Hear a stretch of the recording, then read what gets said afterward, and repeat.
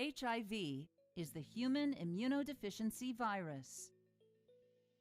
If you have HIV, you have an infection that damages your immune system over time and causes AIDS. AIDS stands for Acquired Immunodeficiency Syndrome. It is the final stage of an HIV infection when your immune system is damaged and too weak to fight off ordinary infections. When foreign invaders, such as bacteria and viruses, get into your body, they can cause infections. These events activate your body's defenses. The white blood cells of your immune system are part of your body's defenses. One type of white blood cell, called helper T lymphocytes, or helper T cells, strengthen your immune system's response to infection in two ways. First, helper T cells release chemicals that attract other white blood cells to the site of the infection. These additional white blood cells attack the invading bacteria or virus, as well as other infected cells. Second, helper T cells release chemicals that cause other white blood cells to multiply. These new white blood cells create markers, called antibodies, which can identify the same foreign invader throughout your body.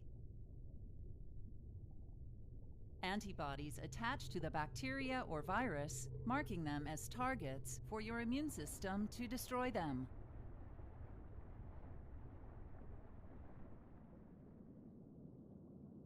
If you have HIV, it travels through your blood and other body fluids to infect and kill certain white blood cells.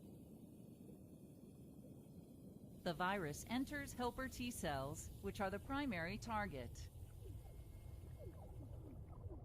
Once inside, the virus makes many copies of itself. As these virus particles are made, they leave the damaged helper T cell to infect other cells. The T cell loses its ability to protect the body from the ongoing infection and dies.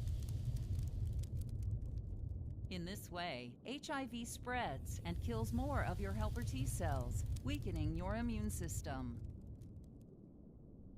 As a result, other types of infections are able to take advantage of your body's inability to defend itself. These infections are called opportunistic infections. If you have an HIV infection and one or more opportunistic infections, you have AIDS. Some of the common AIDS-related opportunistic infections are inflammation of the tissues covering your brain and spinal cord, called meningitis, inflammation of your brain, called encephalitis, respiratory illnesses, such as pneumonia and tuberculosis, intestinal illnesses, such as chronic diarrhea caused by infectious parasites,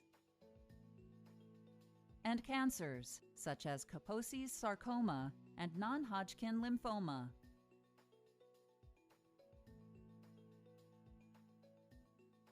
HIV passes from person to person through infected body fluids.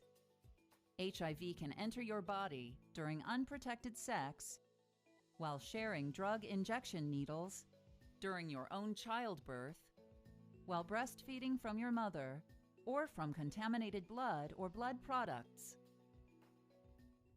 Although there is no cure for HIV, drugs called antiretroviral medications can reduce the amount of HIV in your body. One class of antiretroviral medication, called entry or fusion inhibitors, disrupts the HIV infection process by preventing the virus from attaching to your cells. Other classes of antiretroviral medications include reverse transcriptase inhibitors, protease inhibitors, and integrase inhibitors. These drugs prevent the creation, assembly, and spread of new viruses. Your doctor may prescribe a combination of these drug classes known as highly active antiretroviral therapy, or HAART.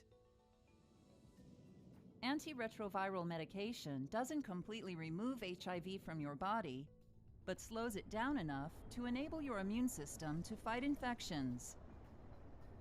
Regular blood tests will let your doctor know how effective your antiretroviral medication is in controlling HIV. If the number of helper T cells is high enough in your blood sample, your medication is working. Treatments for the opportunistic infections of AIDS are medications specific for each type of infection. For example, your doctor may prescribe antibiotics if you have pneumonia or tuberculosis. To avoid getting or spreading an HIV infection, know your HIV status and your partner's status by getting tested regularly. The most effective way to prevent HIV infection is to avoid vaginal and anal sex.